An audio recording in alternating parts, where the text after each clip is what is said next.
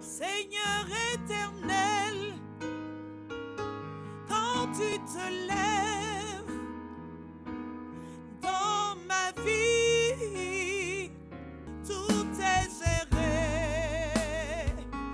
Mon frère est géré, ma soeur est gérée, mon enfant est géré. Je vous salue dans le précieux nom de notre Seigneur Jésus-Christ. Nous sommes dans notre émission préférée, la lucarne de l'espérance, face au coronavirus. Nous louons le Seigneur avec la chantre. Fils de David, ton peuple t'appelle. Amen. Lève-toi et agis, Seigneur éternel. Quand tu te lèves dans nos vies, tout est géré. Seigneur éternel. Seigneur, lève-toi, ô Dieu. Quand tu Tu te te lèves dans nos vies, tout est géré. La maladie est gérée, la famille est gérée, le monde entier est géré. Tout est géré. Tout est géré, mon frère, ma soeur, et nous bénissons le nom de Jésus-Christ de Nazareth. Nous sommes à cette émission importante et comme toujours, nous commençons par la science. Ce que la science dit de cette maladie et de quelques évolutions, de quelques remèdes. Nous bénissons le Seigneur du côté de l'Afrique de l'Ouest. Certains chercheurs et professeurs en médecine trouvent des remèdes, mais comme je dis toujours, la science dans sa totalité doit prouver l'efficacité, je le dirais même une efficacité rationnelle de ces remèdes, mais déjà, il y a ce qu'on appelle les essais cliniques.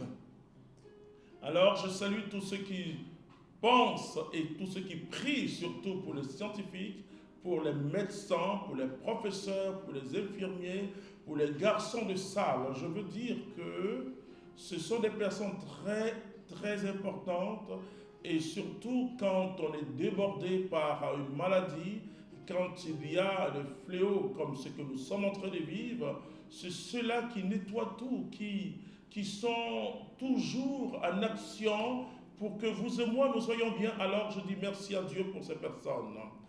La science fait un progrès, il y a des vaccins qui sont en préparation, vous savez que ça prend du temps, il y a des tests et des tests très concluants, mais je ne suis pas médecin, tout ce que je sais c'est que ça prend du temps et je prie Dieu que d'ici très peu, d'ici quelques mois, il y ait un vaccin. Alors je dis aux voyageurs comme moi, nous qui traversons le monde, attendez-vous dans votre carnet de vaccination, il y aura un nouveau vaccin, voilà, parce que et les contrôles seront stricts parce que c'est ce mal qui est en train d'être vaincu va laisser des séquelles et donc il faut s'apprêter, il faut surtout protéger l'ensemble de l'humanité grâce au vaccin.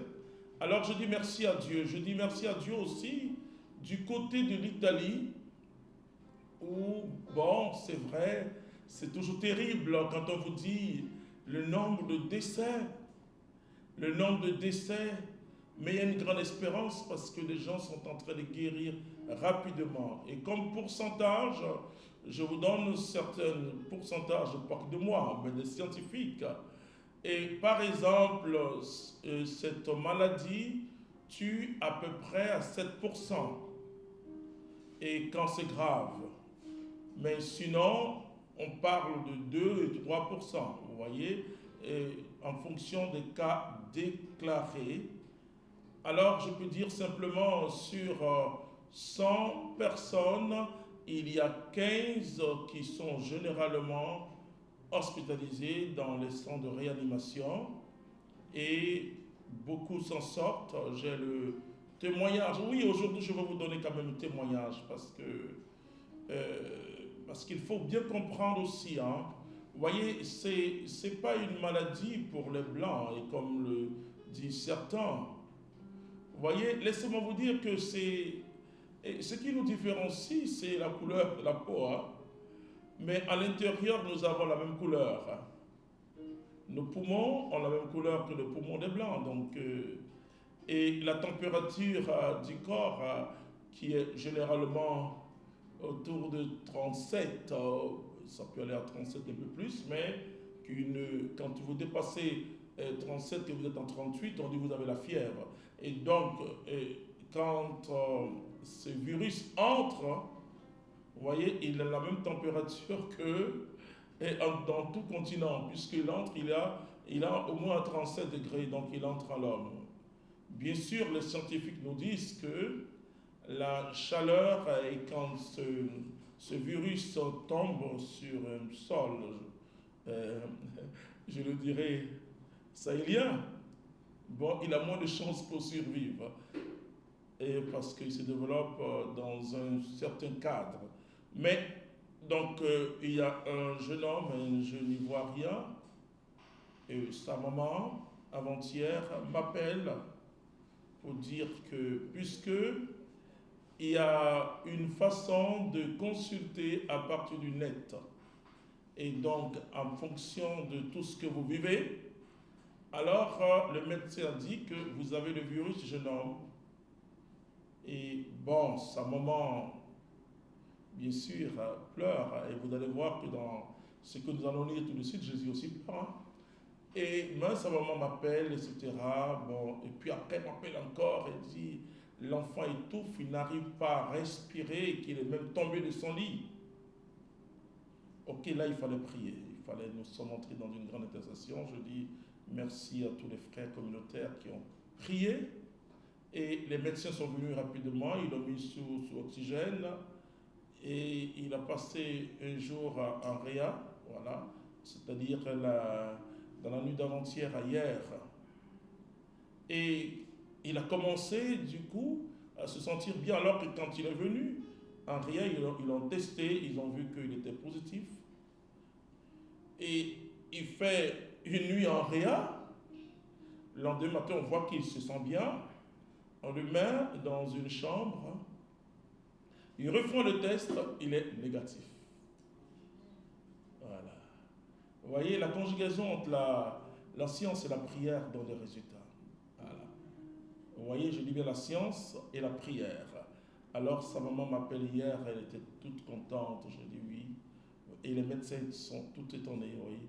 Jésus est capable de faire. Mais je vous dis que, et parce que des choses se disent, on dit que c'est que les vieux, c'est vrai, les personnes plus âgées, et que moi personnellement j'aime, hein, parce que ce sont, et surtout en Afrique, ce sont des bibliothèques. Et en Europe aussi, ce sont des personnes qui ont bâti l'Europe. Hein.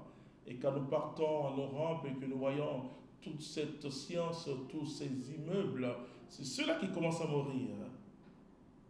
Ceux qui portent l'histoire de l'Europe qui commencent à mourir.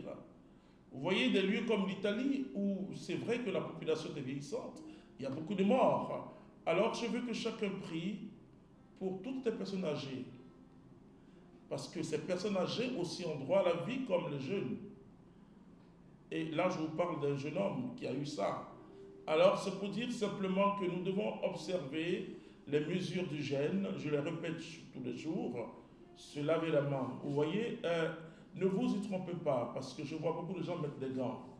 Ça peut nous tromper. Et là, j'insiste. Parce que le gant, quand tu touches, tu prends. Et le virus est très à l'aise dans du caoutchouc où il dure, du plastique, où il dure plus. Et donc, et puis quand tu as un gant, tu ne fais plus attention. Alors que quand tu t'amènes, tu fais très attention. Et quand tu arrives, généralement, tu enlèves le gant et tu mets ça quelque part. Or, c'est rempli, ça peut être rempli de virus qui peuvent monter sur ton lit, qui peuvent être sur ton siège, etc. Alors, je te conseille, si tu n'es pas de corps médical, parce que c'est dans le corps médical, on prend les gants. Mon frère, ma soeur, je dis que tu as ta main et tu laves ta main. À chaque fois que tu sors d'un entretien, à chaque fois que tu sors même d'un lieu, tu laves ta main parce que tu as touché les choses. Il faut que tes enfants à la maison, chacun lave la main. Voilà ce que je peux dire concernant la science. Et je prie aussi pour, et je dis merci à Dieu, d'une certaine manière pour l'Espagne, où c'est vraiment un drame, mais il y a une lucarne quand même d'espérance qui s'ouvre là-bas progressivement, parce qu'ils sont en train d'arriver, je crois, d'ici le vendredi, c'est ce qu'on appelle le pic. Pourquoi? Parce que scientifiquement, ça monte et arrivé à un moment, ça doit redescendre. Vous savez que Dieu a tellement béni l'homme et le corps humain. Vous savez, il y a aussi, le monde a connu plusieurs épidémies, mais le monde a survécu parce que Dieu a mis à l'homme des choses extraordinaires que les médecins, que les scientifiques découvrent. Alors, quand ça arrive à un pic, ça redescend. Et prions que dans les pays africains, et je le dis, et je prie que dans les pays africains, ça ne puisse pas faire autant de dégâts que ce que nous voyons. Bien sûr, nous prions pour que les autres soient guéris, mais ici, en même temps, j'interpelle tous les présidents, je vous regarde, les présidents africains, ceux qui ont la charge de guider le peuple. Vous comprenez qu'il y a des priorités dans la vie. La santé est une grande priorité.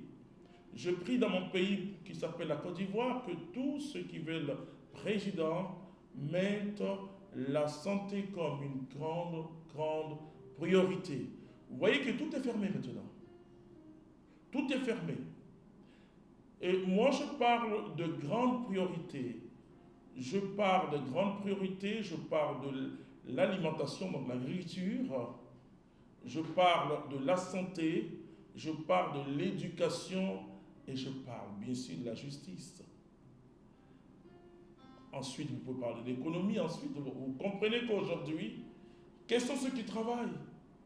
Ce sont les médecins. Je prie que s'il faut qu'une grande partie des budgets des pays africains, vous qui me suivez, je sais que beaucoup de personnalités qui me suivent, je m'adresse toujours à vous, vous le savez bien, il faut mettre la priorité en Afrique sur la médecine. Regardez un peu les Cubains.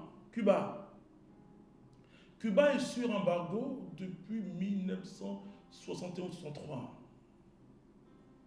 Mais Cuba a développé une médecine extraordinaire. Quand il y avait Ebola au Libéria, à Sierra Leone, en Guinée, 300 médecins cubains sont allés dans ce pays-là pour tuer l'Ebola. Pendant que nos pays africains de la sous-région, aucun médecin n'est parti. Et là, en Italie, je vais vous dire que ce sont les Cubains qui sont partis. Bien sûr, avec nos amis chinois et russes, de gens en général qu'on ne considère pas sur cette planète, malheureusement, et qu'ils vont parce qu'il faut une solidarité mondiale. Et le pape ne sait de dire que nous commençons à voir, vous savez ce que le pape dit, il met en évidence l'évangile de la vie et cette encyclique de Jean-Paul II. Parce que le monde doit tuer la culture de la mort pour qu'il y ait une plus grande solidarité. Alors je demande aux pays africains, je ne sais pas si vous êtes content d'entendre le directeur général de l'OMS dire l'Afrique doit se préparer au pire. Je vous dis, monsieur, que puisque nous vivons déjà le pire, on doit se préparer au meilleur. Amen. Voilà, parce que nous, on vit le pire, malheureusement. Et je peux dire à tous ceux qui nous suivent depuis un moment, à travers Africa for God, que Dieu a parlé à nos cœurs, mon cœur, et nous allons amplifier les choses, et tout va bien se passer parce que les pays seront interpellés assez. Amen. Je vais lire la parole de Dieu Je vais lire cette parole de Dieu qui va nous aider dans la deuxième partie à venir à Dieu. Si la science nous donne quand même quelques espérances, mais Dieu, c'est l'espérance totale. Et aujourd'hui, nous allons prendre le chapitre 11 de l'évangile de Jésus-Christ selon Saint Jean. Et nous verrons ce que Dieu fait aujourd'hui encore. Arrivé là où était Jésus, Marie, en le voyant, tomba à ses pieds et lui dit, bien sûr, je suis au verset 32, Jean 11, verset 32, arrivé là où était Jésus, Marie, en le voyant, tomba à ses pieds et lui dit, Seigneur, si tu avais été ici, mon frère ne serait pas mort. Lorsqu'il la vit pleurer, et pleurer aussi les Juifs qui l'avaient accompagné, Jésus frémit en son esprit et se troubla. Il dit, où l'avez-vous mis? Ils lui dirent, Seigneur, viens et vois. Jésus versa des larmes. Les Juifs dirent alors, voyez comme il aimait. Mais quelques-uns d'entre eux dirent, ne pouvait-il pas, lui qui a ouvert les yeux de l'aveugle, faire aussi que celui-ci ne mourût pas? Alors Jésus, frémissant à nouveau en lui-même, se rend au tombeau. C'était une grotte avec une pierre placée par-dessus. Jésus dit, enlevez la pierre. Marie, la mère du mort, lui dit, Seigneur, ils sont déjà. C'est le 4e jour. Jésus lui dit, ne t'ai-je pas dit que si tu crois, tu verras la gloire de Dieu? On enleva donc la pierre. Jésus leva les yeux et dit, Père, je te rends grâce de m'avoir écouté. Je savais que tu m'écoutes toujours, mais c'est à cause de la foule qui m'entoure que j'ai parlé, afin qu'ils croient que tu m'as envoyé. Cela dit, il s'écria d'une voix forte, Lazare, viens dehors. Le mort sortit, les pieds et les mains liés de bandelettes, et son visage était enveloppé d'un sueur. Jésus leur dit, déliez-le et laissez-le aller. Vous voyez, d'abord, on voit Jésus qui pleure. C'est extraordinaire de voir que Dieu éprouve aussi des émotions. En voyant les gens pleurer, Jésus pleure. Pour nous dire que notre Dieu est un Dieu sensible. Notre Dieu n'est pas une idole faite de bois ou de plâtre. Notre Dieu a un cœur. Et il a dit à Israël, j'ai entendu le cri de mon peuple. Toutes les fois où nous crions, Dieu nous entend. Il dit même si ton père et ta mère t'abandonnent, moi je ne t'abandonnerai jamais. Écoute-moi bien, toi qui parles. Malgré ton péché, Dieu ne peut pas t'abandonner. Et je dis toujours aux gens, la conversion c'est quoi? Parce que j'entends parfois des prédicateurs qui ne donnent pas de chance aux pécheurs. Il dit, tu mérites l'enfer. Ah, non, c'est pas si tu ne te convertis pas, tu vas à l'enfer, non. C'est que la lumière, le jugement c'est quoi? C'est que la lumière est venue dans le monde et les hommes ont refusé la lumière à cause de leurs œuvres qui étaient mauvaises. C'est quand l'homme persiste dans le mal qu'il fait un choix, puisque Dieu met devant toi la vie ou la mort. Vous voyez, ce qui convertit le pécheur, c'est l'amour de Dieu. Je donne souvent mon témoignage parce qu'on m'avait donné des conseils avant. Voilà, là, j'étais choriste, on m'a donné des conseils, sois sérieux, sois bien. C'est bien.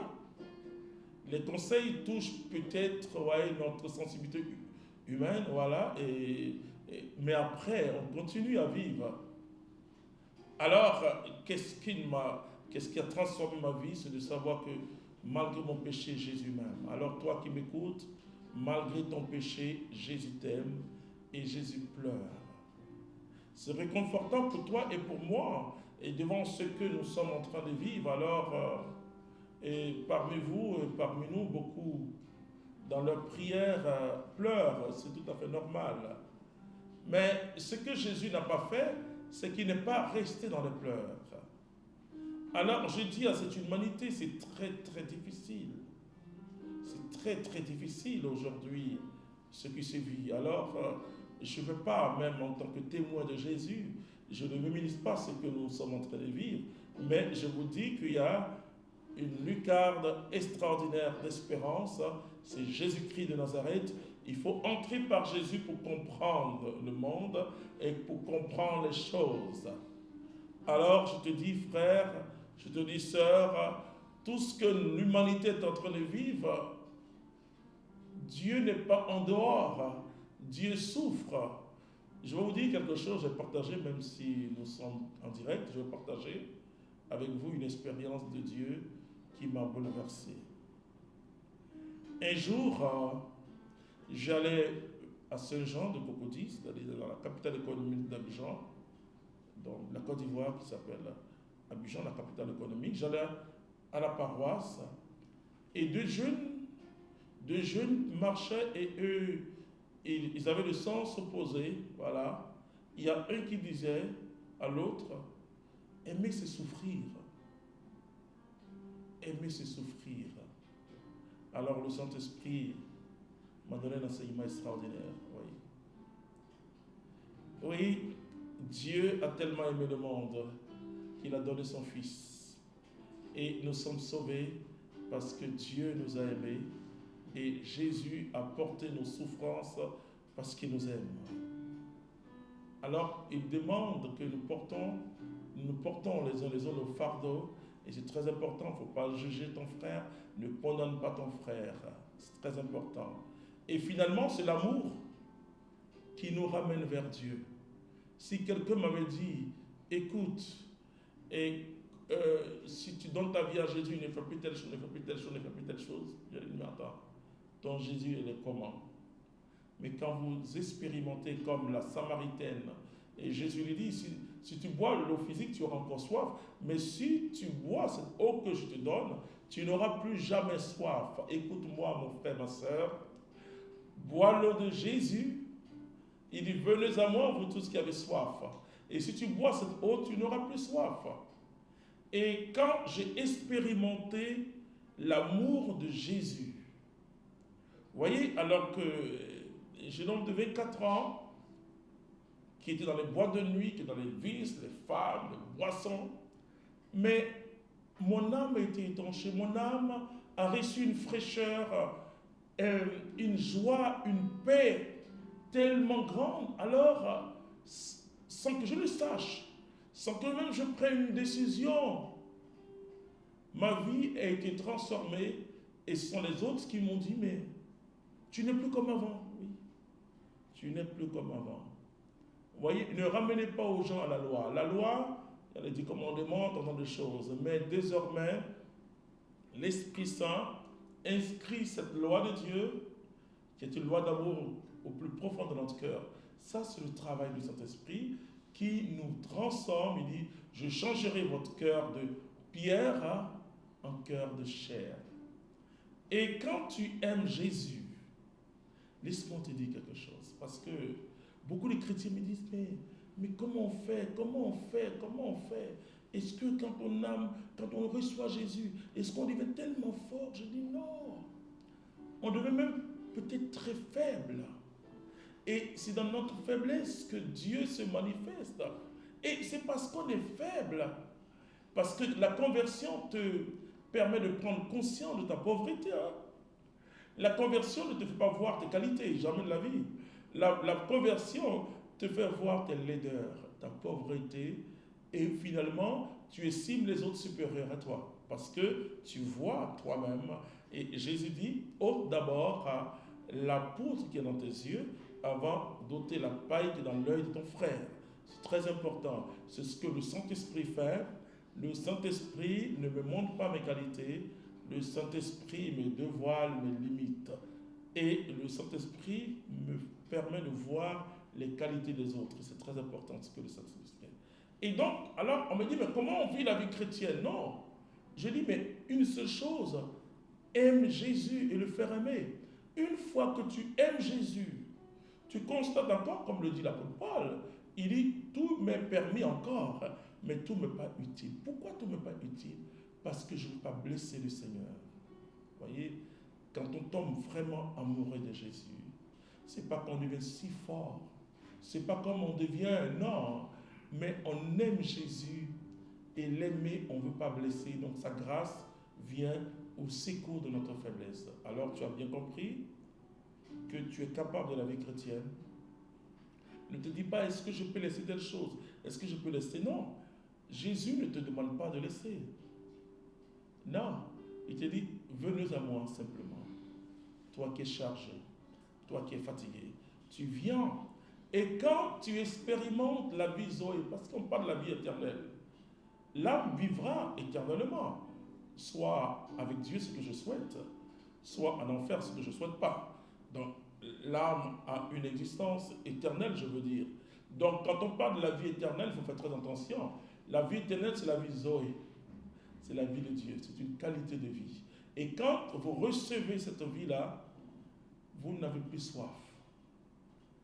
Vous n'avez plus faim. Vous voyez, les plaisirs du monde. Parce que tant que tu n'as pas Jésus-Christ de Nazareth, tu es attaché à certaines choses. Mais quand tu as Jésus, tu es attaché à lui. Amen. Alors Jésus qui aime bien son ami Lazare, il voit les femmes pleurent, les Juifs pleurent. Jésus est pris d'émotion. Mais nous, généralement, nous restons dans nos émotions. Et aujourd'hui, beaucoup de chrétiens restent dans leurs émotions. Seigneur, on ne comprend pas, le monde est en train de mourir. Oui, tu as raison. Mais Jésus lève les yeux vers le ciel. Amen. Alors toi qui vis, parce qu'il y a quelqu'un qui me dit, mais j'ai une tristesse dans mon cœur. Oui, il dit oui, mais tu es sensible, tu es chrétien. Alors vous qui vous promenez encore dans les bars, dans les restaurants, dans les bois, et vous qui vivez comme s'il n'y a rien, et d'autres aussi qui sont à la plage, enfin voilà, donc ils sont à la plage, qui vont à la plage, et tu dis, bon, je dis, il y a quelque chose qui ne va pas.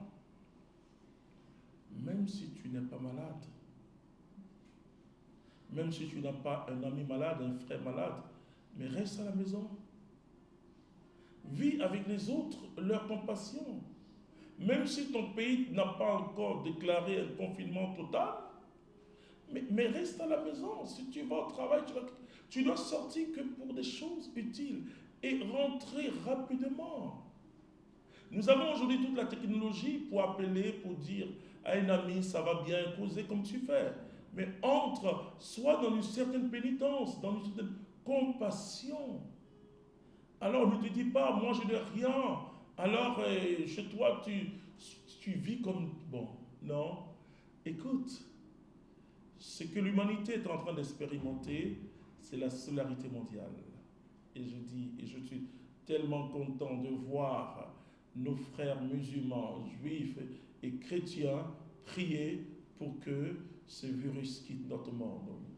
Je vous l'avais toujours dit que je prie aujourd'hui que la religion entraîne plutôt les gens dans une expérience de Dieu, non pas des pratiques uniquement, mais que les pratiques soient motivées à l'intérieur de nous d'abord par notre amour pour Dieu. Et si tu aimes Dieu, alors ta religion et ta pratique religieuse est vraie. Mais si tu n'as pas expérimenté Dieu, tu es ce qu'on appelle, tu vis la religion, mais tu ne vis pas l'évangile et tu ne vis pas la foi. Amen. Alors, qu'est-ce que Jésus va faire? Il lève les yeux vers son Père. Quand il y a une difficulté, c'est vrai que tu as pleuré. Parce que c'est Dieu qui a mis l'émotion en nous, hein, mais en même temps aussi, par l'Esprit Saint, il met ce qu'on appelle une motion intérieure. Vous voyez, ce qui est formidable, c'est que Dieu n'a pas triché avec nous à travers la personne de Jésus. Jésus était pleinement homme. Pleinement homme et pleinement Dieu. Il a toujours été Dieu, il est Dieu. Mais Dieu est venu sous une apparence, c'est vrai, mais et quand on dit apparence, ce n'est pas un masque qu'il a mis, hein? Non, une apparence humaine, c'est-à-dire reconnu homme par son apparence, c'est-à-dire sa forme, parce qu'il faut bien analyser le mot apparence dont on traduit parfois dans Philippiens chapitre 2, à partir du verset 6, qu'il était reconnu homme par son apparence, c'est-à-dire qu'il avait tout de nous. Hein? En théologie, on dit excepté le péché. Bon, enfin, je dis souvent aux gens, et l'homme n'est pas pécheur, l'homme il est devenu pécheur. Hein? Donc la nature de l'homme, c'est la sainteté. Hein? Parce que l'homme est fait à l'image de Dieu et à la ressemblance de Dieu. Or Dieu il est saint. Et c'est pourquoi les chrétiens s'appellent les saints. Et quand Paul dit de prier pour les saints, ce ne sont pas ceux qui sont au ciel, hein, c'est ceux qui sont sur la terre. Je parlais en avril passé, c'est-à-dire en avril 2019, je prêchais dans une très grande convention sur le Saint-Esprit en Europe, à Toulon. Et il y avait eu tellement de scandales dans l'église que quand des prêtres la venaient, chacun dit oui, mais on est quand même pécheur, Dieu est miséricorde. On sentait que c'était glacial. Hein. On était peut-être en printemps, mais c'était glacial. Et je suis venu, je dis écoutez-moi bien. Vous savez, le cléricalisme, c'est quoi? C'est une façon exagérée de voir l'Église uniquement du côté hiérarchique, et du côté hiérarchique simplement. Et alors, quand quelque chose se passe, c'est un prêtre, un évêque, on dit ils sont en train de salir l'Église. Je dis non, attention. Tout baptisé aussi est Église. Donc pourquoi vous ne dites pas aux hommes mariés qui commettent l'adultère que vous êtes en train de salir l'Église? Alors je leur dis, ils ont tellement acclamé, je dis, vous voyez, cette conception et que le pape François est en train de combattre. Il dit sur le cancer de l'Église catholique, c'est sur le cléricalisme. Vous comprenez? Il y a des abus tout simplement parce qu'il faut voir le clerc comme on voit Jésus. Or Jésus, il est parmi nous. Jésus se laisse sermonner, je le dirais, par Pierre en disant, mais pourquoi tu nous dis ça alors qu'on est avec toi, tu parles de la mort? Et quand Jésus dit, qui m'a touché, Pierre dit, mais tu vas du monde. Voici un chef, voyez, parce qu'il dit, je suis le serviteur. Et le pape dit, je suis le serviteur des serviteurs. Alors, ils ont tellement clamé. Alors, personne ne peut salir l'Église, ça je vous le dis. Tu te salis toi-même. L'Église restera sainte. Elle est immaculée parce que sa sainteté vient de celui qui a la tête, c'est Jésus de Nazareth. Très important. Voilà. Maintenant, pour le témoignage chrétien, voilà, on peut dire que tu deviens un sujet de scandale. Or, Jésus dit, il aura toujours des scandales, mais malheur à celui qui est sujet de scandale. Et je ne commande pas de ça. Je reviens à mon texte. Et donc, Jésus pleure, mais il se relève, il regarde son Père. Je demande à l'humanité de regarder vers Dieu. On a fait, la science a fait. Vous voyez la limite de la science. La science et les scientifiques, malheureusement, je vois des chrétiens qui sont scientifiques, ils parlent, ils disent, bon, la science dit, oui, la science dit. Ça, si tu es devant tes étudiants. Mais moi, théologien, c'est aussi une science, hein, la théologie. Je dis, mon Dieu dit et mon Dieu fera. Mon Dieu est capable. Je vois aussi des scientifiques théologiens qui ne croient pas que Dieu est capable de guérir, que la prière est capable d'agir et que par la prière Dieu agit. Oui, parce que la connaissance rend orgueilleux. La connaissance, quand vous avez la connaissance, et puisqu'on vous appelle professeur, docteur, et vous, voilà, c'est ça. Mais je peux vous dire que normalement, la vraie connaissance, c'est que tu te rends compte que tu ne connais pas tout. Je vous donne ce témoignage très simple. Je finis, à Dieu soit la gloire, de soutenir une thèse en théologie dogmatique avec la mention très honorable en théologie dogmatique. Ça, c'est une prouesse. Alors, les journalistes m'interrogent juste après. Ils me disent, maintenant que vous connaissez, tant de choses, vous allez aider les communautés nouvelles, tout ça, là, je dis en fait, non, le doctorat m'a permis de comprendre que je ne connais pas tout. Voilà. Alors je lui ai dit, tu vois que les professeurs, les examinateurs qui étaient là, posaient des questions, eux ce sont des maîtres, mais moi je ne connais pas tout. Voilà. C'est très important, frères et sœurs.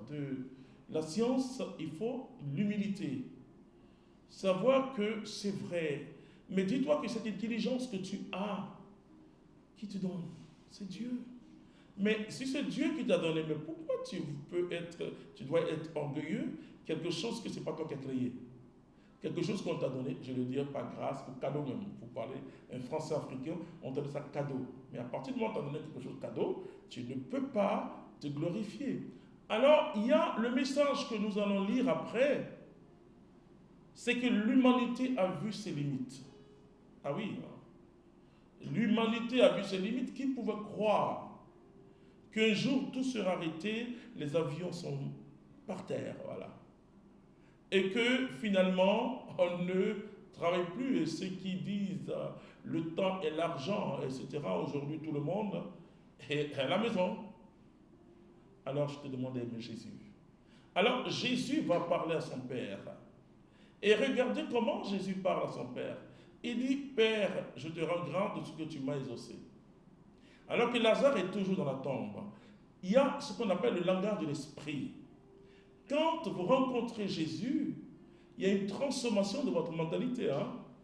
Et la Bible dit, ne vous conformez plus au monde présent, aux habitudes de ce monde présent, mais laissez l'Esprit Saint vous transformer. Il dit, Père, si j'ai prié, c'est à cause de cela, afin qu'il croie que tu m'as envoyé. Alors Jésus ne s'adresse jamais à un mort. Il s'adresse à son ami Lazare. Il dit, Lazare, sort. Et Lazare est sorti. Alors, devant tout ce que nous sommes en train de vivre, vois la gloire de Jésus-Christ. Vois ton Dieu. Alors, dis-toi que c'est une épreuve. Une épreuve, c'est pour un temps. Ça va passer. Mais ce que l'humanité doit retenir, c'est l'amour de Dieu. Vous voyez? Alors, ceux qui disent c'est un jugement, la colère de Dieu, bon, je ne sais pas. Vous voyez, je dis toujours que j'aime beaucoup l'Ancien Testament. Moi, je lis beaucoup l'Ancien Testament. Mais j'ai dit, la grille de lecture de l'Ancien Testament, c'est le Nouveau Testament. Le dévoilement, c'est dans le Nouveau Testament. Il y a eu ce qu'on appelle l'économie du salut. Dieu est allé et expliqué en des langages très humains les choses de Dieu. Il y a plusieurs niveaux.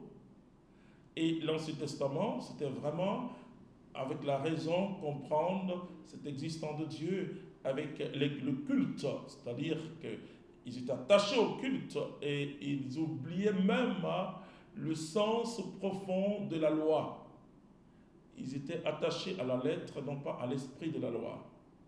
Et Jésus vient dans notre monde nous résumer la loi qui dit, et qui est très limitée encore, et qui aime ton prochain comme tu t'aimes. Aime ton prochain comme tu t'aimes. Voilà. Mais nous savons ce que Jésus nous montre. Il n'y a pas plus grand amour que de donner sa vie pour son prochain. Voilà. Donc, c'est un dépassement que Jésus fait. Alors, c'est le dévoilement. Il nous montre le plan de Dieu pour chacun d'entre nous. Et donc, Dieu, et n'imaginez pas la colère de Dieu. La colère de Dieu. Pensez à la compassion de Dieu, comme Jésus qui s'avance vers Lazare, la tombe de Lazare. Dieu ne peut pas supporter la souffrance de son peuple. Je dis souvent que l'épreuve que Dieu a vécue, une grande épreuve lui-même, c'est à la croix. Imaginez ce juste Jésus sur la croix. Il a dit, Père, pourquoi m'as-tu abandonné? Parce que Dieu a fait dos à Jésus.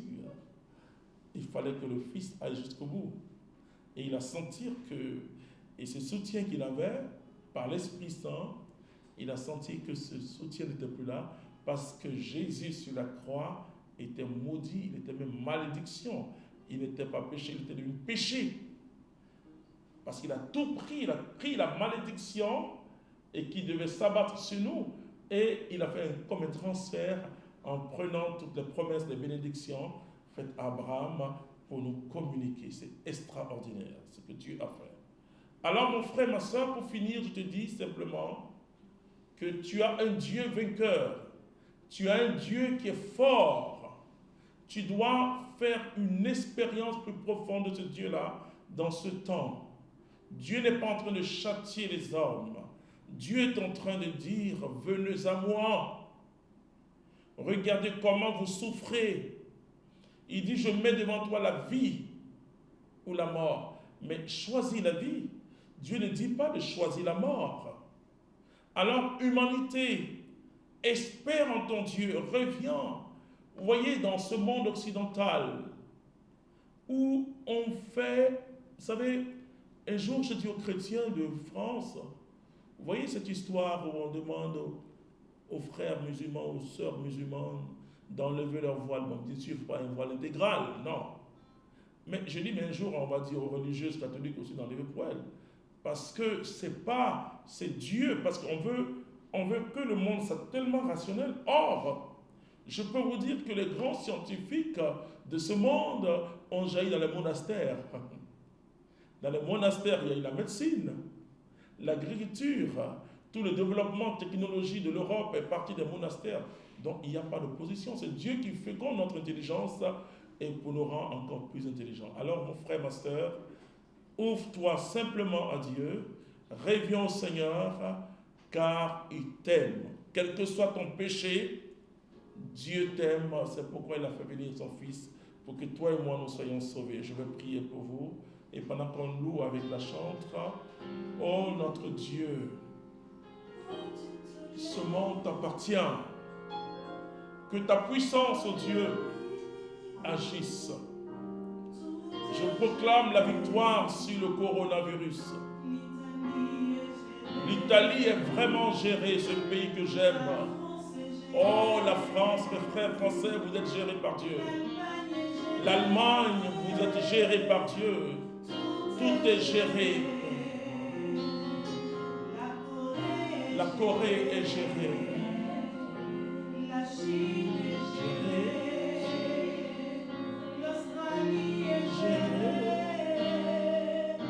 Tout est géré. Que Dieu vous bénisse. Que vous-même vous soyez gérés par Dieu. Amen. Seigneur éternel, quand tu te lèves,